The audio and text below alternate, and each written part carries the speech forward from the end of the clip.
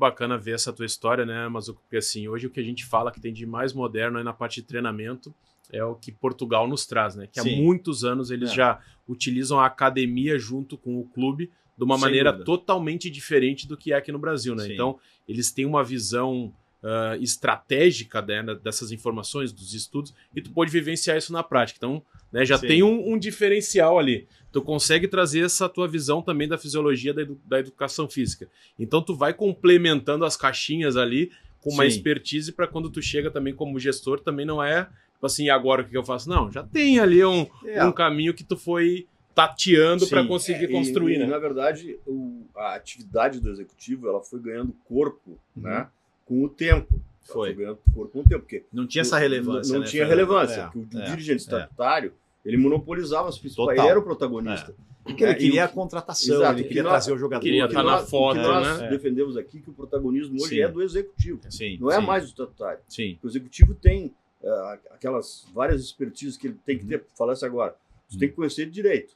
Perfeito. Você tem que conhecer nutrição. Perfeito. Tu tem que conhecer educação física, que tu já tem o curso, né? Tu tem que conhecer fisiologia, que tu tem o curso. Não precisa conhecer muito a fundo. Não, mas você tem que saber discutir, claro, né? Tu tem que saber discutir fisioterapia, tudo isso você tem que saber, né? Eu acho que assim, hoje o executivo ele tem uma gama de expertises que são totalmente diferentes de anteriormente, onde ele era mais um registrador, né? Ele era uma pessoa que fiscalizava, seguia a orientação do vice-futebol, que não tinha muito roteiro, né? Que fazia coisa mais no impulso e mais na fazia cobrança. Pro clube. Mas na cobrança externa, né? Pô, o time tá ruim, contrata. Né? O time tá perdendo, demite. Manda embora. Aumenta o bicho. Aumenta o bicho, premiação. Entendeu? Então era assim, hoje não. Hoje, né? Então... eu vejo, né, Fernando, que a gente precisa ter uma noção daquilo que é importante para as nossas rotinas. Né? Eu não sou um advogado, eu não vou entrar na sala do advogado e falar o que ele tem que fazer, mas eu preciso entender aquilo que é essencial e fundamental. Né? Sim, tu vai contratar um jogador em Paris, vai dizer para ele, olha aqui, ó, lá tem fundo de garantia, tem INSS, tem imposto de renda retido na fonte, tu tem que saber, né? Você vai aqui no Uruguai, você já vai ter que inventar a história toda para que ele se convença de como é o nosso sistema tributário, porque não tem isso assim.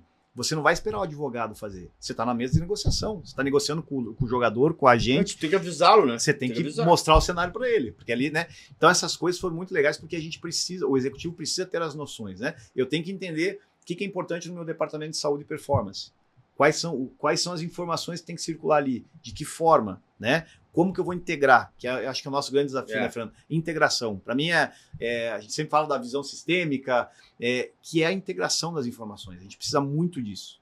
Porque hoje, se você não tem uma informação rápida e eficiente, você não consegue antecipar. Né? Porque às vezes tu chega lá no departamento... Já tem alguém sabendo. Não. Tu chega lá, o cara tá com um peso. Aí quando ele chega aqui na fisioterapia tem outro peso. É isso aí. Né? Porque não tem a comunicação imediata. Não tem comunicação. Então, assim, a gente acabou... acho que a gente acaba criando isso, né? Essa visão de que as pessoas têm que... A comunicação é o grande calo. Né? E uma das coisas aí que a gente fala, né, dos aprendizados. A gente tem basicamente uma reunião semanal. A gente fez, até usando o exemplo do Inter, mas a gente fez em outros clubes também, colocar sempre um representante de cada setor. A gente chama do head, né? Que é um coordenador. Então hoje tem uma equipe de 4 fisioterapeutas. Um deles é o head. Alguém tem que responder. Alguém tem que liderar as pessoas. Não é nenhuma hierarquia, mas é a melhora da comunicação. Então quando você faz uma reunião, você não vai fazer uma reunião para 50, 60 funcionários toda semana. Mas eu faço uma reunião com todo mundo de cada setor para que todo mundo esteja na mesma página. Aí está lá na reunião o advogado. Mas ele tem que saber o que o fisioterapeuta tem para falar. Porque está tudo interligado. Tudo interligado. A informação ela tem que circular de forma sadia e fiel. Né? Então não adianta ninguém ser pego de surpresa, senão se a gente perder o controle da informação, você não antecipa mais nada. E futebol é antecipação. Mas né? esse modus operandi que hoje está sendo feito no Inter, e já vinha sendo feito no Botafogo, isso aí foi uma coisa que foi acontecendo, foi crescendo. Em que momento tu começou a te dar conta disso, que era necessário, ou em que momento começou a fazer, orientar os seus? Eu tive uma experiência no Coritiba já, Fernando. Né? No Coritiba a gente teve havia uma rotina que eu não entendia por quê, mas para que toda semana juntar? Porque às vezes as coisas são... A rotina consome a gente, essa é a verdade. Né? E lá tinha uma forma sistêmica das pessoas que passaram por lá, passou o Felipe Ximenes, passou na época o Jameli, antes até, passaram pessoas que que daí, quando veio o Wilson presidente, que era um cara que vinha de uma grande empresa, que era uma visão empresarial, ele implementou reuniões de gestão, reuniões onde a gente discutia KPIs para cada setor. Então, ele acabou assim, colocando uma via empresarial. Todo mundo fala assim, o futebol tem que virar empresa. O futebol não vai virar empresa. O futebol é uma empresa específica. Não dá para você trazer um banco e botar no futebol. Com as suas características, com as suas variáveis, entendeu? Se usar muita planilha no futebol... Ô, Fernando, esqueça. Né? Eu brinco sempre, eu tenho que ficar o menos possível na minha sala. Se eu ficar muito tempo na minha sala, tá errado. Eu tenho que estar lá, aqui olhando. E aí lá começou, Fernando. E eu trouxe para mim. Porque aí depois, qual que é a vantagem? Eu saio do Curitiba pro Red Bull. O Red Bull, sim, era uma empresa. Aí tinha. Tudo montado. Aí tinha tudo organizado. Tudo de mão beijada. Eu só executava, né? E isso só comprovou que é necessário. Que você, para fazer um trabalho de excelência, alcançar aquilo que você precisa, você tem que estar sistematizado, né? E aí me ajudou. E aí eu saio do Red Bull pro Paysandu. Então, é uma quebra gigantesca. Porque aí eu saio de um clube que está pronto, isso, para um clube que está querendo começar, né? E ali que foi o grande desafio, mas eles estavam prontos para isso, né?